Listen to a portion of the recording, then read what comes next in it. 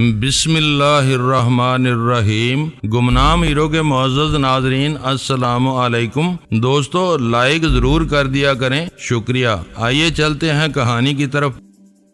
کیا تم انہیں معاف نہیں کر سکتے؟ اس نے تلخ لہجے میں سوال کیا۔ تمہیں اپنی دنیا میں بہت سے تجربہ کار لوگ مل جائیں گے، پھر نئے خون کو کیوں گندا کرتے ہو؟ تجربہ کاروں کو صرف ہم ہی نہیں، ہمارے دشمن سرکاری ادارے بھی پہچانتے ہیں۔ وہ جہاز پر قدم رکھنے سے پہلے دار لیے جائیں گے۔ نئے چہروں کے لیے ایسا کوئی خطرہ نہیں ہوتا، اور پھر تمہارے دوستوں پر مفت میں دنیا دیکھنے کی دھن سوار ہے۔ میں انہیں نظر انداز کر دوں گا تو وہ کسی اور کے ہتھے چڑھ جائیں گے۔ میرے مزاج کی نرمی کا اندازہ تم اسی بات سے کر سکتے ہو کہ تمہاری جو گستاخانہ تقریر میں نے خاموشی سے سن لی، اس پر کوئی دوسرا تم پر بہت پہلے ہاتھ اٹھا چکا ہوتا۔ میں اٹھنے والے ہاتھوں کو جھکانا بھی جانتا ہوں۔ اس وقت وہ واقعی شیر ہو رہا تھا۔ تم یہ بتاؤ کہ ان سے کب اور کہاں ملنا چاہتے ہو؟ میں اسے جیوا ہاؤس کا محلے کو سمجھانے لگا۔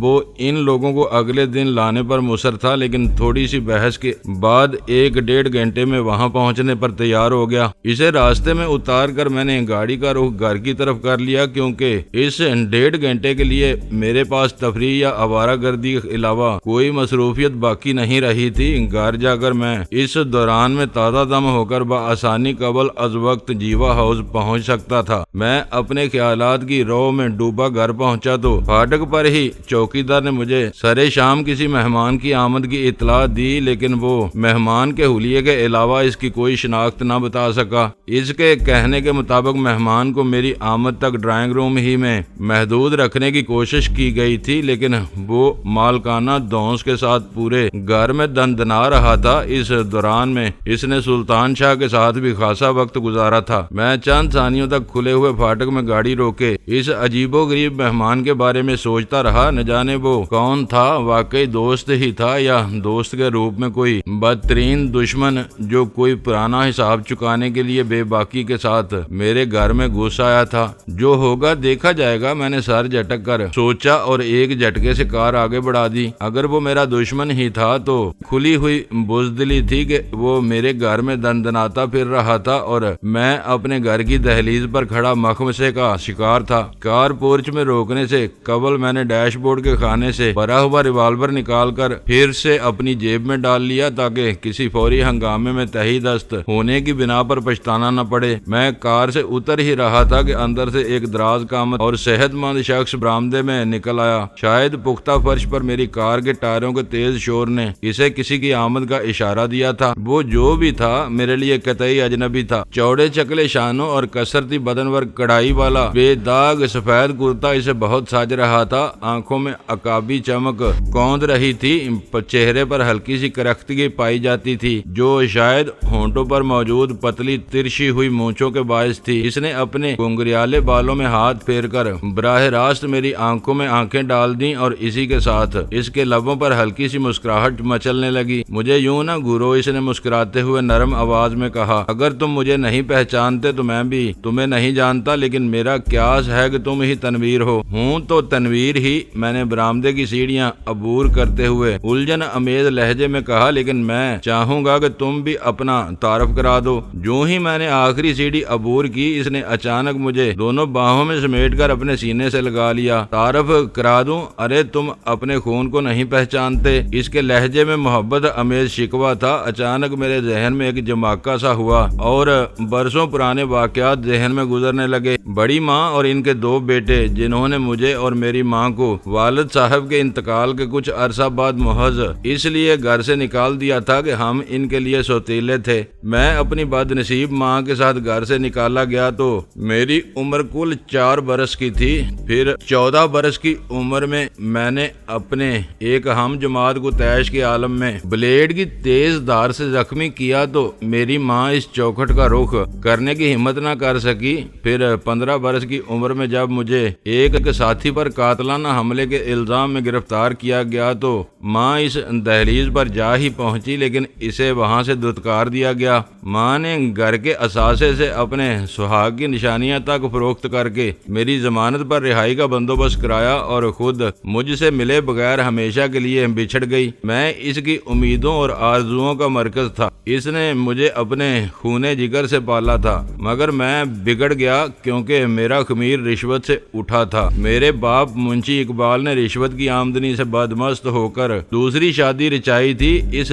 طرح میں رزق حرام سے پیدا ہوا تھا۔ یہ سب میرے اختیار سے ماورا باتیں تھیں، لیکن اپنی جگہ اٹل تھیں۔ ماں کی تمام تر کوششیں بھی مجھے سیدھی راہ پر نہ رکھ سکیں اور میں حالات کا شکار ہوتا چلا گیا۔ ماں کی خودکشی کے بعد میں نے لاہور چھوڑ دیا۔ وہاں کے عدالتی ریکارڈ کے مطابق شاید میں آج بھی مفرور مجرم تھا، لیکن کراچی میں کوئی میرے ماضی سے واقف نہیں تھا۔ ایک غزالہ تھی جسے میں نے ہی سب کچھ بتا دیا تھا۔ بڑی ماں اور ان کے بیٹوں نے مجھ پر بڑے ستم ڈھائے تھے، لیکن وقت ہر درد کو بلا دیتا ہے۔ چند روز پہلے جب میں A2 کی تلاش میں لاہور گیا تو میرے دل میں ہوک سی اٹھی تھی۔ میں بڑی ماں کی تلاش میں اپنے پرانے محلے میں پہنچا تھا، لیکن وہاں سے ان کا کوئی سراغ نہ ملنے کے بعد مایوس واپس لوٹ آیا تھا، اور اب میرے گھر کے برآمدے میں ایک کڑیل جوان مجھے اپنے سینے سے چمٹائے لہو کے حوالے سے اپنی شناخت بتا رہا تھا۔ تو وہ بڑی ماں کے 2 بیٹوں میں سے ایک کے علاوہ بھلا اور کون ہو سکتا تھا؟ میرا خون کا رشتہ تو بس 2 سوتیلے بھائیوں ہی سے تھا۔ یہ تمام خیالات ذہن میں پل بھر میں آ کر گزر گئے اور میرے لبوں سے کانپتی ہوئی مسرت امیز آواز برآمد ہوئی، کون؟ تصویر بھائی؟ تصویر علی لاہور میں ہے۔ وہ پرجوش انداز میں میری پیٹھ تھپکتے ہوئے بولا۔ اسے یقین نہیں تھا کہ میں کراچی جیسے آدمیوں کے گنجان جنگل میں تمہیں تلاش کر سکوں گا۔ میری بڑی ماں کیسی ہیں؟ میں نے بررائی ہوئی آواز میں پوچھا۔ اپنے سوتیلے بھائی سے برسوں بعد غیر متوقع ملاقات کے باعث مجھ پر شادی مرگ کی سی کیفیت طاری ہو چلی تھی۔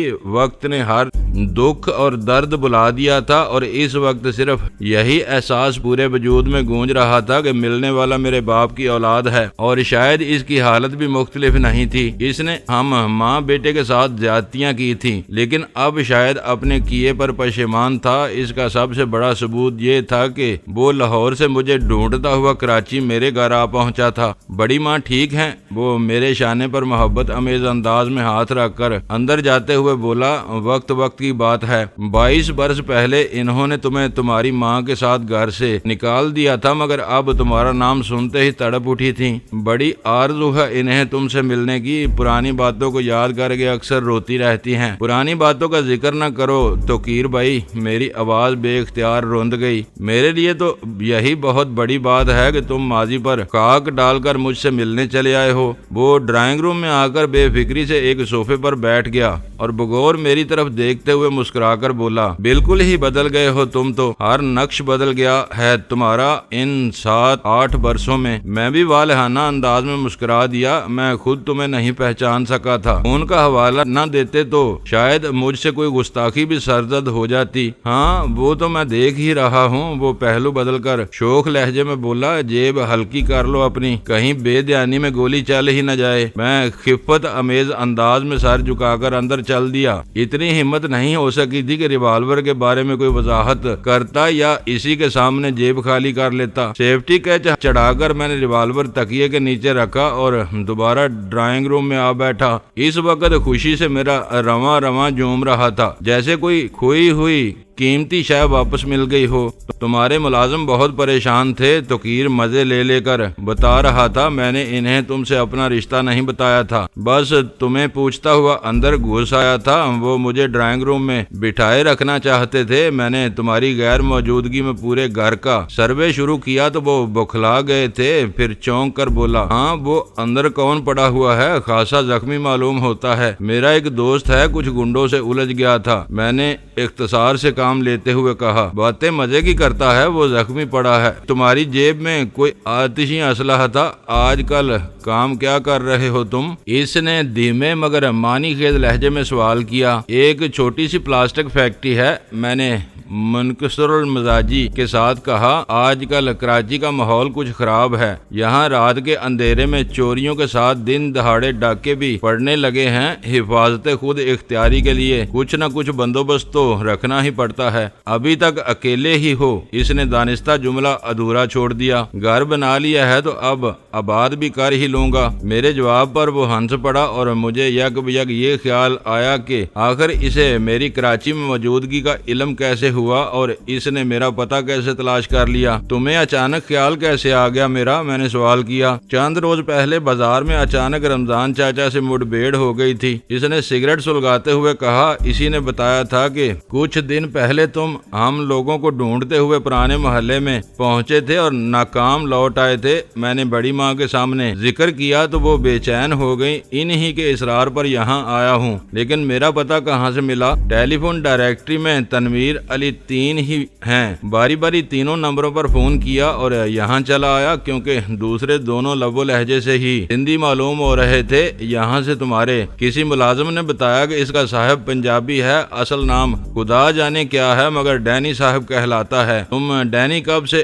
بن گئے؟ بس دوستوں نے ایک نام دے دیا اور وہی چل پڑا۔ اب تو مجھے بھی وہی نام مانوس لگتا ہے۔ لاہور ہماری ہی تلاش میں گئے تھے یا کوئی اور کام تھا؟ اس نے سرسری لہجے میں سوال کیا۔ کاروباری جمیلہ تھا، لاہور چھوڑنے کے بعد پہلی بار وہاں گیا تھا۔ لاہور کی سرزمین پر قدم رکھتے ہی بے اختیار پرانے رشتے یاد آنے لگے تھے۔ یہ سوچ کر پرانے محلے میں گیا تھا کہ سر جھکا کر بڑی ماں کو سلام کروں گا۔ انہوں نے سر پر ہاتھ رکھ دیا تو سمجھوں گا کہ زندگی کا ایک خالی خانہ آباد ہو گیا۔ اس کی سیاہ عقابی آنکھوں میں چمک گہری ہوگی اور وہ دھیمے لہجے میں بولا، میں نے کیبنٹ دیکھا ہے تمہارا، پینے کے معاملے میں خاصا ستھرا ذوق رکھتے ہو، کیوں نہ اس ملاقات کو یادگار بنانے کے لیے ایک دور ہو جائے؟ ملازم قریب ہی میرے اشارے کا منتظر تھا، چند ہی لمحوں میں ٹرالی سجا کر لے آیا۔ تم کیا کر رہے ہو؟ میں نے گلاس تیار کرتے ہوئے سوال کر ڈالا۔ چھوٹا سا کاروبار ہے اپنا بھی،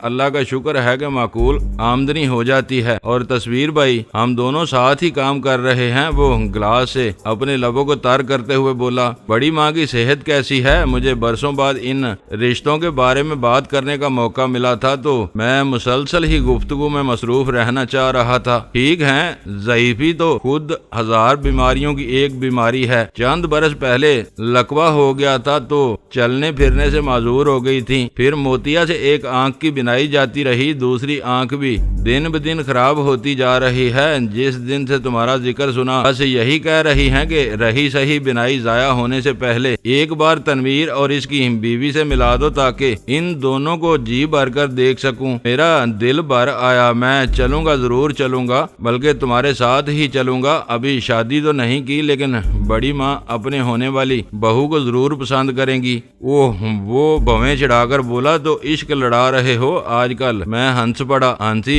بوجھل سی تھی۔ عشق دماغ کے خلل کا دوسرا نام ہے، اسے میں نے سنجیدگی کے ساتھ دیکھا، پرکھا اور پھر چاہا ہے۔ بہت سلجھی اور خوبصورت لڑکی ہے، خوش قسمت ہو گئے، تمہیں اپنے معیار کی لڑکی مل گئی۔ ہم دونوں بھائی تو فیصلہ کر چکے ہیں کہ زندگی ہنستے کھیلتے اکیلے ہی گزار دیں گے۔ میں چونک پڑا، میں نے حامد کو جیوا ہاؤس پہنچنے کا وقت دیا ہوا تھا۔ گلاس خالی کر کے میں نے توقیر علی سے معذرت چاہی تو وہ صوفے کی پشتگاہ سے ٹک کر مسکرانے لگا۔ بوتل اور گلاس میسر ہو تو پھر وقت آسانی سے گزر جاتا ہے، مگر اکیلے میں زیادہ لطف نہیں آتا۔ کہو تو ٹرالی تمہارے زخمی دوست کے کمرے میں لے جاؤں؟ اسے مدعو بھی نہ کر بیٹھنا، میں نے جلدی سے کہا۔ اس معاملے میں پورا پٹھان اور کٹر مسلمان ہے، برا مان جائے گا۔ جاؤ، ہو سکے تو واپسی پر ہماری ہونے والی بابی کو لیتے آنا۔ اس نے برف کے قطرے گلاس میں ڈالتے ہوئے کہا، ذرا معلوم تو ہو کہ تمہاری پسند کا معیار کیا ہے؟ کافی دیر ہو جائے گی، میں نے ریسٹ واچ پر نگاہ ڈالتے ہوئے کہا۔ آنے کو وہ آ جائے گی مگر میں مناسب نہیں سمجھتا اس سے، کل ملوا دوں گا تمہیں۔ وہاں سے نکل کر میں سلطان شاہ کے پاس پہنچا تو وہ منہ پھلائے بستر پر دراز تھا، اس کی آنکھوں میں ناراضگی کے آثار دور ہی سے دیکھے جا سکتے تھے۔ ہو گئی فرصت تمہیں؟ وہ مجھے دیکھتے ہی طنزیہ لہجے میں بولا، ایسی محبت تو میں نے سگے خون میں بھی نہ دیکھی ہوگی۔ شاید ملازمین سے اسے معلوم ہو گیا تھا کہ مہمان سے میرا کیا رشتہ تھا۔ مرچیں نہ چباؤ، ہم برسوں کے بعد ملے ہیں۔ میں نے آہستگی سے اسے سمجھانے کی کوشش کی، میں تھوڑی دیر میں واپس آتا ہوں، میں تم سے کچھ اہم باتیں کرنا چاہتا ہوں۔ اس نے رازدارانہ لہجے میں کہا، مجھے بس 10 منٹ دے دو، میرے پاس بالکل وقت نہیں ہے۔ میں نے ریسٹ واچ پر نگاہ ڈالتے ہوئے کہا، واپس آ کر 1 گھنٹے تک تمہارے پاس بیٹھوں گا، مجھے مقررہ وقت پر کہیں پہنچنا ہے۔ میں نے محسوس کیا کہ اچانک ہی اس کی نگاہ میرے چہرے سے ہٹ کر عقب میں کسی چیز پر مرکوز ہو گئی تھی۔ میں نے سر گھمایا تو توقیر علی گلاس تھامے خوابگاہ کے دروازے میں کھڑا تھا۔ مجھ سے نگاہیں چار ہوتے ہی وہ مسکرانے لگا۔ ایک بات بھول گیا تھا، باہر جا رہے ہو تو واپسی پر میرے لیے کچھ پنیر لیتے آنا۔ میں رات میں عموماً کھانے کی بجائے پنیر کے پارچوں پر گزارا کرتا ہوں۔ میں اسی کے ہمراہ سلطان شاہ کے کمرے سے باہر نکل آیا۔ اگر میں اس کے پاس بیٹھ کر شغل کرتا رہوں تو اسے کوئی اعتراض تو نہیں ہوگا؟ راہداری میں توقیر نے میرے شانے پر ہاتھ رکھ کر آہستگی سے سوال کیا۔ اعتراض تو نہیں کرے گا مگر اندر ہی اندر سلگتا رہے گا۔ ویسے بھی وہ تکلیف میں ہے، تمہیں بور کرے گا۔ میں جلد از جلد واپس آنے کی کوشش کروں گا۔ میں نے ایک ملازم کو توقیر کے لیے خوابگاہ صاف ستھری کرنے کی ہدایت کی اور تیز رفتاری کے ساتھ وہاں سے روانہ ہو گیا۔ مجھے خوف تھا کہ کہیں جیوا ہاؤس کے ملازمین نے حامد اور اس کے ساتھیوں کو باہر ہی سے نہ لوٹا دیا ہو، کیونکہ اس بارے میں نے انہیں کوئی ہدایت نہیں دی تھی۔ ان تینوں کے لیے میری آمد غیر متوقع ثابت ہوئی۔ یہ تو اکثر ہوتا رہا تھا کہ میں شام ڈلے ان کے گھر پہنچ کر رات گئے واپس لوٹتا تھا، لیکن اتنی دیر سے وہاں پہنچنا میرے معمولات کے خلاف تھا۔ غزالہ کی ماں کوکین کی آخری خوراک لے کر گہری نیند سو چکی تھی اور کرنل زوار زیدی وقت گزارنے کے لیے غزالہ کے ساتھ ڈرائنگ روم میں بیٹھا شطرنج کھیل رہا تھا۔ یہ مجھ سے مسلسل 3 بازیاں ہار چکی ہے۔ کرنل ڈرائنگ روم میں پہنچتے ہی مجھ سے پرجوش لہجے میں بولا، اور دیکھو اب پھر اس پر رخ کی شے پڑ رہی ہے، یہ بازی بھی بچنی مشکل ہے۔ سعادت مند اولاد والدین سے ہار کر خوشی محسوس کرتی ہے، میں نے آہستہ سے کہا۔ زوار زیدی بھڑک اٹھا، یعنی میرے کھیل میں کوئی کمال ہی نہیں ہے؟ یہ کمال ہی تو ہے کہ چوتھی بازی بھی آپ کے ہاتھ میں ہے۔ میں نے جلدی سے بات بنائی، پھر لہجہ بھر توقف کے بعد سوال کیا، کامران کے پاس گئے تھے آپ؟ گیا تھا، اس نے گہرا سانس لے کر کہا، بہت اداس اور خاموش تھا وہ۔ غزالہ بہت فکر مند ہے اس کی طرف سے، میں اسی لیے آیا ہوں، میں نے آہستگی سے کہا۔ میں بھی صبح گیا تھا، 10-15 دن کے بعد ہی اندازہ ہو سکے گا اس پر علاج کے کیا اثرات مرتب ہو رہے ہیں۔ فی الحال تو اتنا بھی کافی ہوگا کہ اسے جنونی دورے نہ پڑے۔ یہ سب اسی کو سمجھاؤ۔ وہ غزالہ کی طرف اشارہ کرتے ہوئے وہاں سے اٹھ گیا۔ یہ سمجھ رہی ہے کہ ہم نے اکتا کر کامران کو وہاں ڈال دیا ہے۔ تمہارے ڈیڈی بڑے ہوشیار ہیں۔ تخلیہ ہوتے ہی میں نے شرارت امیز لہجے میں کہا، بیچارے کبھی بھی کباب میں ہڈی نہیں بنتے۔ مجھے ایسے لوگ بے حد پسند ہیں جو اپنی روایات سے محبت کرنے کے باوجود نئی نسل کے راستے کی دیوار نہیں بنتے۔ میں کامران سے ملنے کب جا سکوں گی؟ اس نے اداس لہجے میں سوال کیا۔ کوئی راہ نکالوں گا، ذرا انتظار کرو، میں نے اس سے نگاہیں چار کیے بغیر کہا۔ آج صبح میں کامران کے پاس گیا تو رکشی سے بھی ملا تھا۔ وہ نام تبدیل کر کے ہسٹریا کی مریضہ کی حیثیت سے وہاں داخل ہے۔ اسے کامران کی وہاں موجودگی کا علم ہے؟ اس نے جلدی سے سوال کیا۔ سوال ہی نہیں پیدا ہوتا، میں نے کہا اس طرف سے۔ تم بے فکر رہو، ویسے ایک خبر ہے تمہارے لیے۔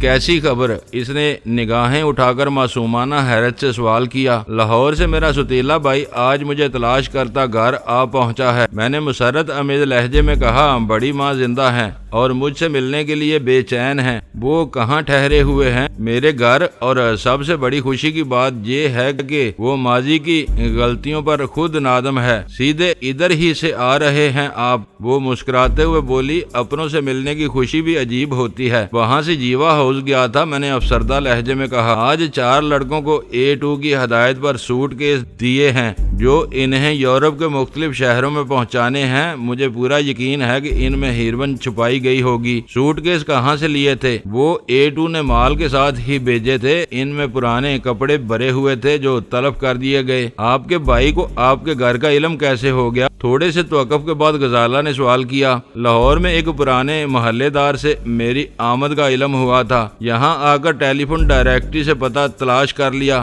2 سوتیلے بھائی تھے نا آپ کے، یہاں کون آیا ہے؟ تصویر علی بڑے بھائی کا نام ہے، ان سے چھوٹا بھائی توقیر علی یہاں آیا ہے۔ کتنا عجیب اتفاق ہے کہ آپ تینوں ہی کے ناموں کا مخفف TA ہے اور لاہور میں ایشین سینڈیکیٹ لمیٹڈ کے سربراہ کا نام بھی TA ملک ہی بتایا گیا تھا۔ وہ پرخیال لہجے میں بولی اور میں چونک پڑا۔ ابھی تک اس پہلو پر میں نے غور ہی نہیں کیا تھا کہ کہیں آنے والا میرے سوتیلے بھائی کے روپ میں A2 کا فرستادہ کوئی مخبر نہ ہو۔ ناموں کے مخفف کی یکسانیت میرے لیے قطعی غیر اہم تھی، لیکن غزالہ کے اٹھائے ہوئے نقطے نے میرے ذہن میں کچھ نئے دریچے کھول دیے تھے۔ میں نے 4 سال کی عمر کے بعد 15 سال کی عمر میں صرف اس رات لمحہ بھر کے لیے اپنے سوتیلے بھائیوں کو سوتے ہوئے دیکھا تھا، جب میں چوری کی نیت سے بڑی ماں کے مکان میں کودا تھا اور میرے لیے ان دونوں کو پہچاننا تقریباً ناممکن تھا۔ اپنے گھر کے برآمدے میں نوبارد سے پہلی ملاقات پر میں نے محض کیا سے کام لیا تھا۔ نوبارد نے خون کے رشتے کا حوالہ دیا اور میں نے یہ سمجھ لیا کہ وہ میرا سوتیلا بھائی ہے۔ ہو سکتا ہے کہ A2 کو کسی طرح میرے خاندانی حالات کی بنک مل گئی ہو اور اس نے میرے بارے میں تحقیقات کے لیے ان معلومات کا سہارا لینے کا فیصلہ کر لیا ہو۔ اگر ایسا ہی تھا تو نوبارد توقیر علی بن کر میرے گھر میں پناہ لینے میں کامیاب ہو چکا تھا۔ اس نے مجھے یہ بھی جتا دیا تھا کہ وہ میرے لاہور کے سفر سے باخبر تھا، جبکہ میں نے A2 کو اپنی غیر حاضری کے حقیقی جواز سے بے خبر رکھتے ہوئے یہ بتایا تھا کہ اس عرصے میں قاسم کی نگرانی میں مصروف رہا تھا۔ میں نے اپنے ذہن پر خاصا زور دیا، لیکن دونوں سوتیلے بھائیوں میں سے کسی کی کوئی ایسی شناختی علامت یاد نہ کر سکا جس کی بنا پر میں انہیں پہچاننے میں کامیاب ہو پاتا۔ یہ اتفاق عجیب ضرور ہے لیکن اتنا اہم بھی نہیں، میں نے غزالہ سے کہا۔ اس طرح تو خود میری ذات بھی شبہ کی ذات میں آ جاتی ہے۔ TA ملک کا نام میرے سامنے بھی آیا تھا، مگر میں نے آپ کے بارے میں سوچا بھی نہیں تھا کہ آپ کے نام کے مخفف حروف کیا ہیں، لیکن اس بار حالات مختلف ہیں۔ سب سے بڑی بات یہ ہے کہ اس بار آنے والا لاہور سے آیا ہے اور وہی شہر A2 کا گڑھ ہے، ایشین سینڈیکیٹ کا دفتر بھی وہیں ہے۔ یہ بڑی عجیب بات ہوگی کہ آنے والا میرے سوتیلے بھائی کے بجائے کوئی اجنبی ثابت ہو۔ پھر بھلا A2 کو یہ کیسے معلوم ہوا کہ میں اپنے گھر والوں کی تلاش میں اپنے پرانے محلے میں پہنچا تھا؟ آپ کے لاہور جائے بغیر یہ گتھی نہ سلجھ سکے گی۔ توقیر کے مطابق بڑی ماں میرے ساتھ میری بیوی کو بھی دیکھنے کی متمنی ہے۔ میں نے موضوع کی سنگینی کم کرنے کے لیے ہلکے پھلکے لہجے میں کہا۔ میں نے توقیر سے کہا تھا کہ بیوی کہاں، البتہ میں انہیں ہونے والی بیوی سے ضرور ملوا سکتا ہوں، اور بڑی ماں سے پہلے وہ خود تم سے ملنے کے لیے بے چین ہے۔ اگر وہ کوئی فراڈ ہے تو میرا اس کے سامنے جانا خطرے سے خالی نہ ہوگا۔ A2 کا آدمی ہے تو اس نے میری تصاویر بھی دیکھی ہوں گی، فوراً ہی پہچان لے گا۔ میں تمہارے پاس معاملہ سلجھانے آیا تھا، مگر تم نے بات کچھ زیادہ ہی الجھا دی ہے۔ اب مجھے بتاؤ کہ میں کیا کروں؟ میں نے تو صرف امکانات کی نشاندہی کی ہے، فیصلہ کرنا آپ کا کام ہے۔ تم ابھی تک گھما پھرا کر بات کرتی رہی ہو، کھل کر بات کرو تاکہ میرے لیے کسی فیصلے پر پہنچنا آسان ہو سکے۔ اس وقت کی کوئی لغزش ہمیں ناقابل تلافی نقصان پہنچا سکتی ہے۔ لاہور میں آپ کے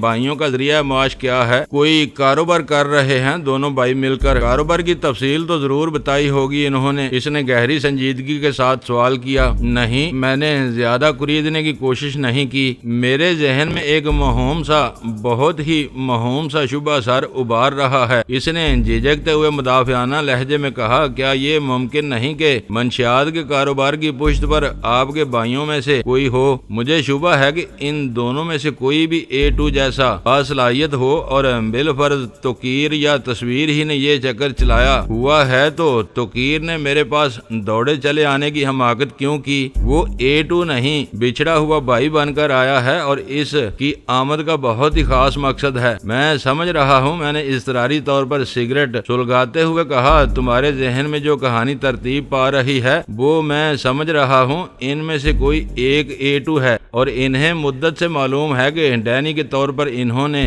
अपने सौतेले भाई को कराची की मार्केट सौंपी हुई है। इन्हें मुझ पर पूरा एतमाद था, लेकिन पिछले दिनों लाहौर में कई भारी नुकसानात उठाने के बाद एक मुश्तबा मर्द और औरत का हवाला सामने आया जो कराची पहुंचने के बाद इनके आदमियों की आंखों में धूल झोंक कर गायब हो गए। इस अरसा में मेरी गैर हाजिरी पर बाज पुरस की गई तो मैंने एक मकूल बहाना तराश लिया और इस बारे में इन शुबहात का रुख कासम की तरफ हो गया। इस दौरान में बदकिस्मती से लाहौर में हमारे वालिद साहब का पुराना दोस्त रमजान चाचा तस्वीर या तोकीर से जा टकराया। इसकी जुबानी इन्हें इल्म हो गया कि जिन दिनों लाहौर में इनके सितारे गर्दिश में आए हुए थे मैं कराची में नहीं लाहौर में मुकीम था और बड़ी माँ की तलाश के सिलसिले में रमजान चाचा से भी मिला था। तोकीर सिर्फ इसीलिए कराची आया है कि मेरे बगावत के सिलसिले में मजीद कड़ियां तलाश करने के साथ ही इस औरत का भी सुराग लगा सके जिसने एशियन सिंडिकेट लिमिटेड में मुलाजमत हासिल करने की कोशिश की थी और इसीलिए वो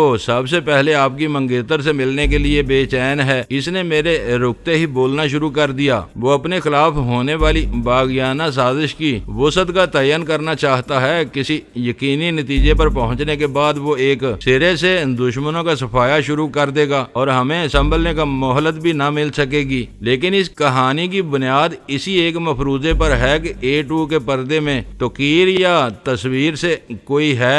ऐसा है तो फिर तोकीर को बड़ी माँ का जिक्र दरमियान में लाने की क्या जरूरत थी? वो दुश्मन नहीं दोस्त बनकर आया है। आपकी जज्बाती कमजोरी से खेलकर अपना काम निकालना चाहता है। बड़ी माँ के नाम पर आप मुझे लाजमन सामने ले आएंगे। मुझे पहचानते ही वो अपनी हिकमत अमली को आखिरी शक्ल दे डालेगा और शायद आपको मोहलत दिए बगैर किसी नकाबले बयान दुश्वारी में डाल देगा। इसे आजमाना मेरे लिए ज्यादा दुश्वार नहीं होगा। तुम्हारे बारे में इसे उम्मीद में रखकर मैं वक्त ले लूंगा। तुम्हारे सामने आए बगैर वो कभी खुलकर सामने नहीं आएगा। मुझे तो ये सोचकर ही होल आने लगे हैं कि आपने अपने एक बदतरीन दुश्मन को अपनी छत के नीचे पनाह दी हुई है। अगर मेरे अंदाजे दुरुस्त हैं तो आपके भाई आज भी आपके अजली दुश्मन हैं। वो अभी तक इस बात को फरामोश नहीं कर सके हैं कि आपकी वालदा ने बड़ी माँ के इक्तदार का बंटवारा कराया था। अगर ये बंटवारा कोई जुर्म ही था तो सबसे बड़े मुजरम मेरे वालिद साहब ही ठहरते हैं। इन्होंने अपने हकीकी वसाइल पर कनात करने की बजाय रिश्वत की अंधी आमदनी के बल पर दूसरी शादी का जुर्म किया था और जब वो मातूब होकर इस जरखेज कुर्सी से महरूम हुए तो दोनों में से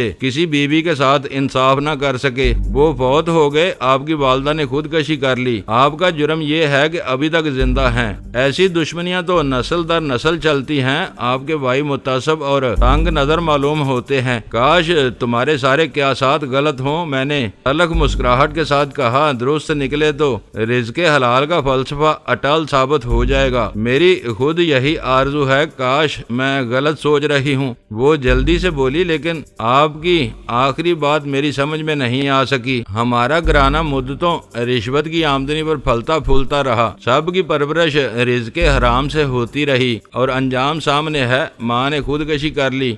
बड़ी माँ माजूरी की जिंदगी गुजार रही हैं। मैं बदी के रास्तों का मुसाफिर हूँ और अगर तुम्हारे अंदेशे दुरुस्त हैं तो तोकीर और तस्वीर भी अपने लिए जहन्नम खरीद रहे हैं। परवरिश तो इनकी भी इसी हराम से हुई थी ना। कमरे की फजा पर बोझल और सोगवार सी खामोशी छा गई। मेरे लिए सबसे आसान रास्ता ये था कि सजे सजाए घर को लात मारकर कहीं गुमनाम सा ठिकाना बना लेता और दूर रहकर तोकीर के हद्दे अमल पर निगाह रखता। वो झूठा था तो मेरी अचानक रपोशी पर जिल्लाकर इंतकामी हरबों पर उतर आता। सच्चा था तो 2-4 दिन इंतजार करने के बाद लाहौर वापस हो लेता। लेकिन इस इकदाम में खराबी ये थी कि सुल्तान शाह खराब और खस्ता हालत में मेरे घर में पड़ा हुआ था। वो मेरे बेशतर राजों का अमीन था और अगर मैं गायब हो जाता तो तोकीर इसे यरगमाल बनाकर इसके साथ बदतरीन सलूक कर सकता था, जो मुझे किसी सूरत भी गुवारा न था। मुझे यकीन नहीं आता कि A2 जो बरसों से एक आवाज की सूरत में पूरी तंजीम पर हुक्मरानी कर रहा है, यूं अचानक तोकीर के रूप में सामने आ जाएगा। आखिरकार मैंने सुकूत तोड़ते हुए कहा, یقین کہاں، ابھی تو صرف شبہات ہی ہیں جو غلط بھی ثابت ہو سکتے ہیں۔ اب مجھے خیال آ رہا ہے کہ سلطان شاہ بھی مجھے روک کر کوئی خاص بات کہنا چاہ رہا تھا، لیکن عجلت کی وجہ سے میں نے اسے ٹال دیا۔ پھر عین وقت پر توقیر بھی وہاں آ گیا تھا۔ آپ کو اس سے ضرور بات کرنا چاہیے۔ توقیر کی سب سے پہلے تو اسی سے ملاقات ہوئی تھی، اس سے آپ اندازہ کر سکیں گے کہ توقیر کیا جاننا چاہ رہا تھا۔ ہاں، آج اس سے ضرور بات کروں گا، اسی کے ساتھ اسے گھر سے کہیں اور منتقل بھی کرنے کی کوشش کروں گا۔ حالات نے اچانک کوئی پلٹا کھایا تو وہ چوہے دان میں پھنسا رہ جائے گا۔ پھر میں نے فون پر قاسم کے نمبر ملانے لگا، دوسری طرف سے فوراً ہی جواب ملا تھا۔ کیا خیر خبر ہے؟ میں نے دریافت کیا۔ کچھ نہیں، دلاور خان سے بات ہو گئی ہے، 1-2 روز میں اس کے ساتھ چلا جاؤں گا۔ اس وقت میں باہر سے بول رہا ہوں، میرے پاس ایک مہمان ٹھہرا ہوا ہے۔ معمول کی گفتگو کے لیے تم مجھے گھر فون کر سکتے ہو، لیکن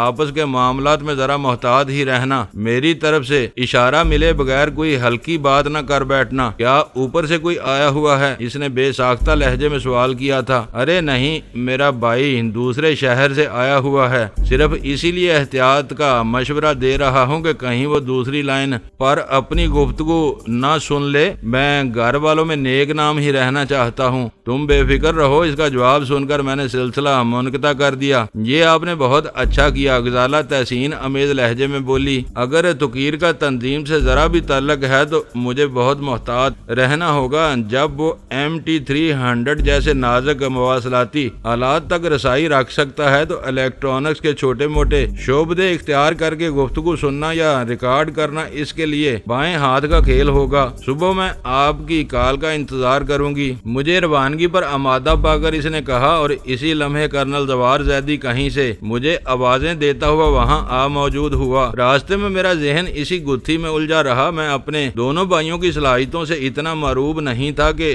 انہیں کسی منظم منصوبہ بندی کا اہل سمجھ لیتا، لیکن غزالہ کی باتیں بھی بے وزن نہیں تھیں۔ میں گھر پہنچا تو توقیر ڈرنکس ٹرالی سمیت ڈرائنگ روم سے خوابگاہ میں منتقل ہو چکا تھا۔ اس نے خوابگاہ میں آرام کرسی سے اٹھے بغیر میرا استقبال کیا۔ اس کی سیاہ عقابی آنکھوں میں گہرے خمار کے ڈورے تیر رہے تھے اور تپائی پر طلائی رنگ سیال کا بھرا ہوا گلاس موجود تھا۔ غالباً وہ میرے چلے جانے کے بعد سے مسلسل ہی پیتا رہا تھا، لیکن حیرت کی بات یہ تھی کہ نہ اس کی زبان پر لکنت تھی نہ حواس میں انتشار۔ وہ نہایت سکون کے ساتھ آرام کرسی پر جمع فضا میں دھوئیں کے مرگولے بکھیر رہا تھا۔ پنیر کے ڈبے اس کے حوالے کر کے میں لباس تبدیل کرنے اپنے کمرے میں چلا گیا۔ اجلت میں لباس بدل کر میں تیسرے کمرے میں گیا تو سلطان شاہ ٹیبل لیمپ کی مدھم روشنی میں بستر پر بے حس و حرکت پڑا ہوا نظر آیا۔ میں نے واپس لوٹنے کا ارادہ کیا ہی تھا کہ وہ پہلو بدل کر دھیمی آواز میں مجھے پکار بیٹھا۔ میں لپک کر اس کے قریب جا پہنچا اور اس طرح اس پر جھک گیا کہ دروازہ نگاہوں میں رہ سکے۔ تھوڑی دیر بعد تم زخموں میں شدید تکلیف سے بے چین ہونے کی اداکاری شروع کر دینا، میں نے سرگوشیانہ لہجے میں جلدی کہنا شروع کیا۔ میں اسے شبے کا موقع دیے بغیر تمہیں پہلی فرصت میں یہاں سے نکال کر کسی محفوظ مقام پر منتقل کرنا چاہتا ہوں۔ میں بھی تم کو یہی بتانا چاہ رہا تھا، وہ بولا۔ نوبارد سے تمہاری کوئی بھی رشتہ داری رہی ہو، لیکن وہ مجھے ذرا بھی پسند نہیں آیا ہے۔ میں نے اس کی آنکھوں میں خون کی پیاس جھلکتی دیکھی ہے۔ جو کہوں وہ کرتے جاؤ، باقی سب کچھ میں دیکھ لوں گا۔ یہ کہہ کر میں اس کے پاس سے ہٹ گیا اور سیدھا توقیر کے کمرے میں جا پہنچا۔ وہ بدستور اسی حالت میں نظر آیا جس میں میں نے چند منٹ قبل اسے چھوڑا تھا۔